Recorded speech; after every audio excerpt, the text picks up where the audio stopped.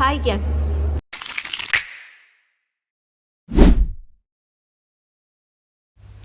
Hello ළමයි, අද අපි යන්නේ මගේ ෆස්ට් සෝලෝ ට්‍රැවල් එකක් බලන්න.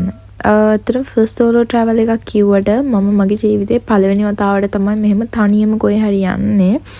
ඒ කියන්නේ තනියම දුර ගමනක් යන්නේ මගේ ජීවිතේ ෆස්ට් ටයිම්. විශේෂයෙන්ම වෙන රටකට මං යන්නේ. ඔයාලා දන්නවා ඇති දැනටමත්. ඉතින් ළමයි මොනවා කරන්නද ඉතින් යන්න වෙනවනේ. ඉතින් දුකක් දැනෙනවා ඇත්තටම. ඒ වුණාට මම මේ යන්නේ අපි හැමෝටම සතුටින් ඉන්න පුළුවන් ලස්සන අනාගතයක් හදාගන්න කියන එක මගේ හිතේ තියෙන නිසා මගේ හදවත මම ගොඩාක් ශක්තිමත් කරගෙන මේ ගමන යනවා. ඇත්තටම මට ගොඩාක් තනිකමක් දැනුණා. අර අතනින් එද්දි මම්මලා පේන මානේ ඉද්දි මට මාරම තනිකමක් දැනුණා. ඒ වගේ ඒ නිසා මම කිසිම වීඩියෝ එකක් ගන්න මට ඒ වෙලේ හිතුන්නේ නැහැ. මට ඇත්තටම ඇඬුණත් එක්ක ගොඩක් ඒ කියන්නේ මම තනි වෙලා වගේ මට දැනුණා. හැමදේම බර කිරණ තැන ඉඳලා හැමදේම මට තනියම කරගන්න උනා.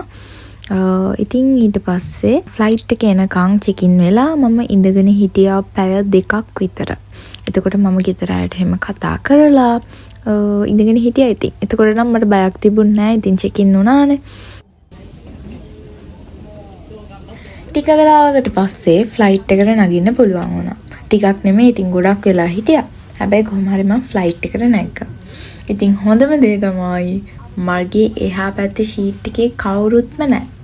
කොච්චර සතුටුද බලන්න මට. ඉතින් ඒ වගේම මං ඉන්නේ වින්ඩෝ ෂීට් එකක. වින්ඩෝ ෂීට් එකක් නම් මම කියලා ඉල්ලගත්තේ.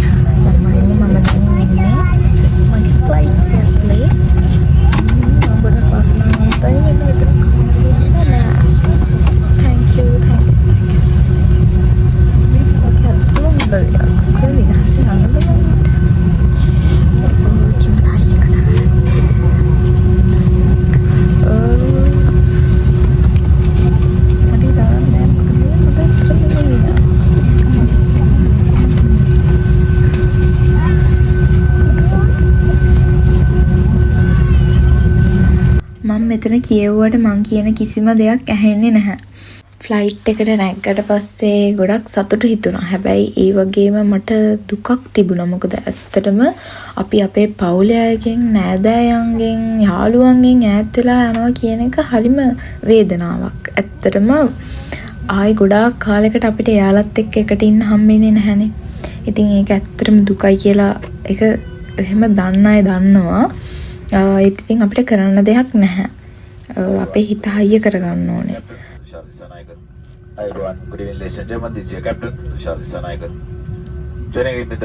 ඉතින් ෆ්ලයිට් එකට නැගලා විනාඩි 10කට 15කට විතර පස්සේ ෆ්ලයිට් එක ටේක් ඔෆ් කරා. ඇත්තටම කට්ටිය කිව්වට එහෙම අර ෆ්ලයිට් එක උඩට යද්දි අමාරුවක් එනවා එහෙම කියලා මට නම් එහෙම මොනවත් දැනුන්නේ නැහැ මුලින්ම. එහෙම මොකුත් මට දැනුන්නේ නැහැ. කියන්නේ ෆ්ලයිට් එක යනවාද කියලාවත් මට දැනුන්නේ නැහැ. ඉතින් කොහොම හරි ෆ්ලයිට් එක ටේක් ඔෆ් කරා.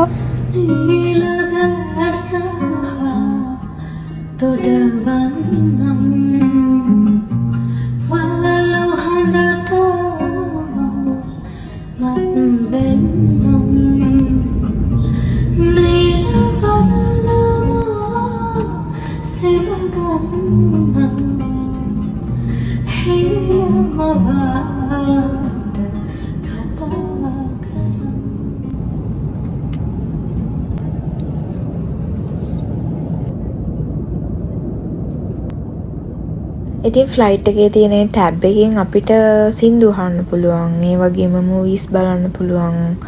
සින්දු නම් එකක්වත් සෙට් උන්නේ නැහැ මට. ඒ නිසා මම මූවි එකක් බලන්න ඕනේ කියලා හිතුවා.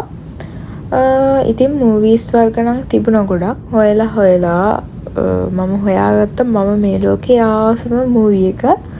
අපි බලමු මොකක්ද කියලා. හැරි පොටර් කියලා කියන්නේ මම පළවෙනි එකේ ඉඳලා මට අන්තිම එකට එනකම් මුල ඉඳන් බලන්න පුළුවන් ඕන තරම්. මට ඒකේ එපා වෙන්නේ නැහැ. ඉතින් මම ෆ්ලයිට් එකේදීත් ඒක බැලුවා. ඉතින් මම ෆ්ලයිට් එකට නැග්ග වෙලාවේ ඉඳලා පුදුම බඩගින්නකින් හිටියේ. මොකද මම එයාපෝට් එකට එන්න කලින් නිප්පොන් මිරායි ඇකඩමි එකේ අවෝඩ් සෙරමනි එකට ගිහින් ආවේ. එහෙදිත් මං හරියට කෑවේ නෑ. මොකද මම ටිකක් ස්ට්‍රෙස් එකෙන් හිටියේ. මම තනියම යන්නත් ඕනි කියන එක නිසා. ඒ වගේම වැඩත් චුට්ටක් තිබුණා. බෑග් පැක් කරන එක එහෙම හරියටම කරලා තිබුණ නැහැ. ඒ හින්දා මට එහෙම කන්නුවමනාවක් තිබුණ නැහැ. ඒ වගේම මට ආසයි මම ෆ්ලයිට් ෆුඩ් කන්න. කියන්නේ මම කාලා නැහැ. හැබැයි මං ආසයි කන්න. ඉතින් ඒ නිසා මම කන්නේ නැතුව හිටියා. ඉතින් පැය දෙකමාරකට විතර පස්සේ මගේ ෆස්ට් මීල් එක මට හම්බුණා. මේ තියෙන්නේ මගේ ෆස්ට් මීල් එක. ඉතින් මට හම්බෙලා තිබුණේ රුසියන් මීල් එකක්. ඉතින් ඒකේ නූඩ්ලස් තිබුණා, ඒ වගේම බන් එකක් තිබුණා. මොනවද ස්ට්‍රොබෙරි මූස් එකක් තිබුණා. තව මොකද්ද මන්ද සලාඩ් එකක් තිබුණා.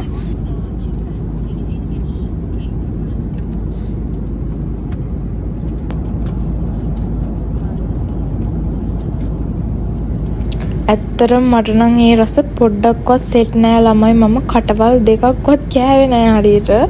මට ඒක අප්පිරියයි ඇත්තටම. මන් දන්නේ මං අර නූඩ්ලස් කන්න කැමතිත් නැහැ. මට ඒක ඇත්තටම ආස නෑ. මම ඒක මං කෑවේ නැහැ. ඒත් මම බඩගින්නේ හිටියේ. ඊට පස්සේ මම බන් එක කෑවා. බන් එක නම් හරිම රසයි. ඒක මම හරිම රහයි. ඒක මම ජීවිතේට කාපු රහම බන් එකක්. ඒකට තිබ්බ බටර් එකත් මාරම රහයි. ඉතින් එහෙම මම කෑවා. ඒක රහයි. ඊට පස්සේ අපිට තේ ගෙනාවා. තේ හරි කෝපි හරි ගන්න පුළුවන්. ඒ වුණාට මුලින්ම තේ ආපු නිසා මම තේ ගත්තා. කෝපි පස්සේ ආවේ. එතකොට කෝපි බොන්න බෑ. ඒ නිසා මම තේ බිව්වා. හරිම රසයි. ඒක මාරම රහයි. ඒ ගමන්ම මම අර සලාඩ් එක කන්න බැලුවා. ඇත්තටම සලාඩ් එක නම් මට සෙට් නෑ. මම ඒක කෑවේ නෑ. එක කෑල්ලක් කාලා බැලුවා. ඒක හරියන්නේ නෑ මට. ඊට පස්සේ මම ෆිල්ම් එකක් බැලුවා. තව හින්දි ෆිල්ම් එකක්. ඇත්තටම මට ඒකේ නම මතක නෑ. ඒකත් අවුලක් නෑ. චුට්ටක් බැලුවා ඒකේ. ඉතින් මම සලාඩ් එක කෑවේ නැහැ. ඒ කියන්නේ ඒක මං හිතන්නේ එළවලු තිබුණේ ඒකේ. ඊට පස්සේ ස්ට්‍රොබෙරි මූස් එකක් තිබුණා. ඒක නම් මාරම රහයි. මං ඒක ඉවර වෙනකම්ම කෑවා. හරිම රහයි ඒක. ඇත්තටම ඒක කෑවට පස්සේ මගේ බඩ පිරුණා. ඒ වගේම මම තේ බිව්වා, ඔරෙන්ජ් ජූස් බිව්වා. ඒ හින්දා මගේ බඩ පිරුණා. ඉතින් ඔන්න ඔය විදිහට මම මගේ ෆස්ට් මීල් එක ෆිනිෂ් කරා. ඉතින් වින්ඩෝ ෂීට් එකක් ගත්තට රෑ ෆ්ලයිට් එකක් නිසා මට කිසිම දෙයක් පෙවුනේ නැහැ. ඉතින් වැඩක් නැහැ නේ. ඉතින් එළිය වලලා මං ඉතින් නිදාගන්න කියලා හිතුවා චුට්ටක්.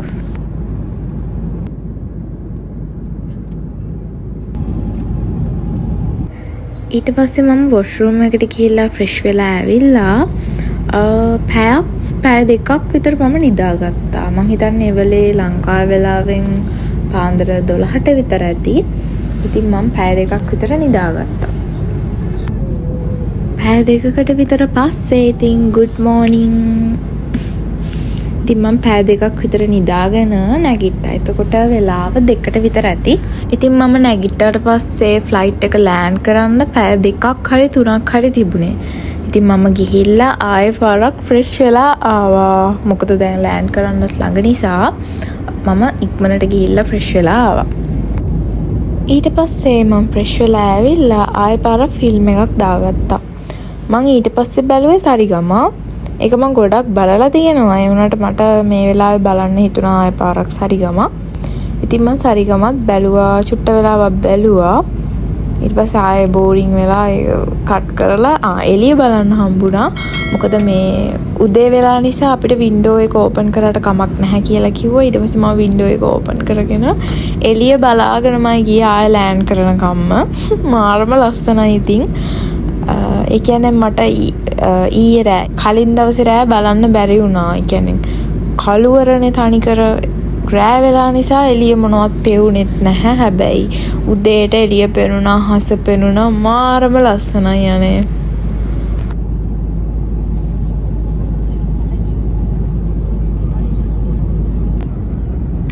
ඊට පස්සේ අපිට බ්‍රෙක්ෆාස්ට් එක හම්බ වුණා. ඒකට යෝගට් එකක් හම්බ වුණා, ෆෘට්ස් හම්බ වුණා, තව බන් එකක් හම්බ වුණා. තව කප් කේක් එකක් හම්බ වුණා. ඉතින් ওই ටික තමයි හම්බුනේ.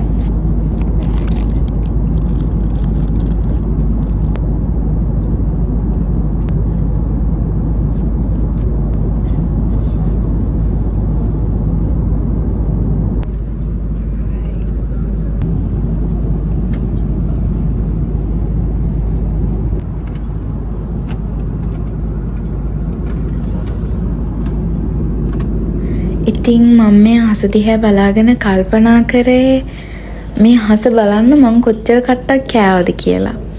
ඒ වගේම මම්මගේ හීනවලට යන්න තියෙන පළවෙනි අඩිය අද තියෙනවා කියලාත් මගේ හිතට ගොඩක් දැනුණා. ඉතින් මට මේ තැනට එන්න උදව් කරපු මගේ පවුලේ අයට මං ගොඩක් තෑන්ක් කරනවා. ඒ වගේම විශේෂයෙන්ම මගේ අක්කටයි අක්කගේ හස්බන්ඩ්ටයි මම තෑන්ක් කරනවා. මොකද ඒ දෙන්න මාර විදිහට මහන්සි වුණා මගේ වීසා එක ඇප්‍රූව් කරගන්න. ඒ වගේම මගේ කිරි අම්මට, මගේ නෑදෑයන්ට, මගේ යාළුවන්ට ඔක්කොටම මං හදවතින්ම තෑන්ක් කරනවා. මට මේ තැනට එන්න උදව් කරපු නොකරපු හැමෝටම මම thank you කියලා කියනවා. ඉතින් thank you so much හැමෝටම. ඔයාලටත් කියන්න තියෙන්නේ ඔයාගේ හීනට යද්දී ඔයාට ගොඩාක් බාධක එන්න පුළුවන්.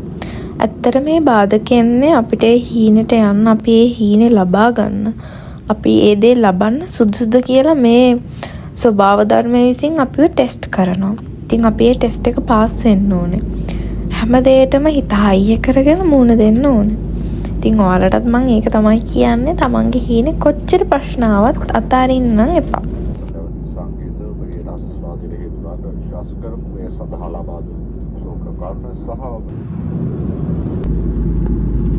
දැන් ෆ්ලයිට් එක ලෑන්ඩ් කරන්න යන්නේ.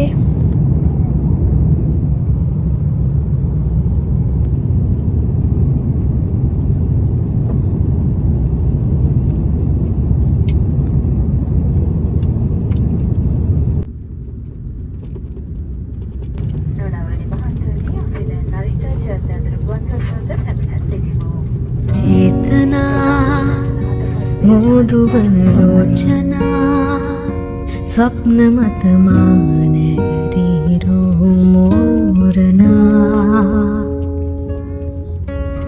යවනා ප්‍රේමයට කාරණා රාගමන රහසේම පාවී ගියා සේයාවුනා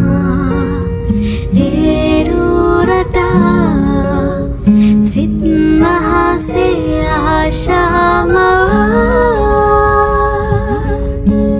දෙවුලියේ මන බන්ධනා පෙම් කවයි රස කැන්දනා ඉසියෝක මාන රන්දනා. ඉතින් බැහැලා ඉමිග්‍රේෂන් එකේ වැඩ ටිකක් තිබුණා. ඊට පස්සේ ඉතින් අක්කල එනකම් මං ඉඳගෙන බලාගෙන හිටියා මගේ බෑග්ස් ටික අරගෙන.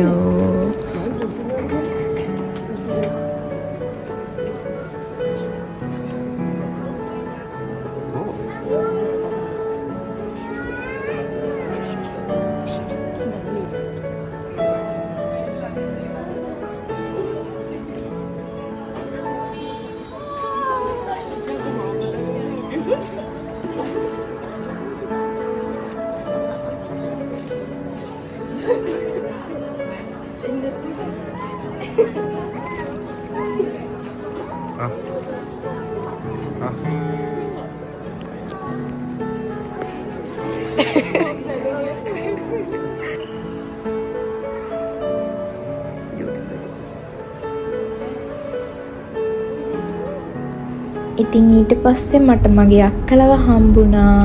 ඇත්තටම මාර්ම සතුටුයි අක්කලව දැක්කට පස්සේ මට වීඩියෝ එකක් ගන්න බැරි වුණා. ඉතින් මේ ඉන්නේ අකී බබා. අර ඉන්නේ මගේ අක්කා. මගේ අයියට එන්න බැරි වුණා. මොකද එයාගේ පොඩි ඔපරේෂන් එකක් තිබිලා එයා හොස්පිටල් එකේ හිටියේ. ඉතින් අපි යන ගමන් අයියවත් බලන්න ගියා.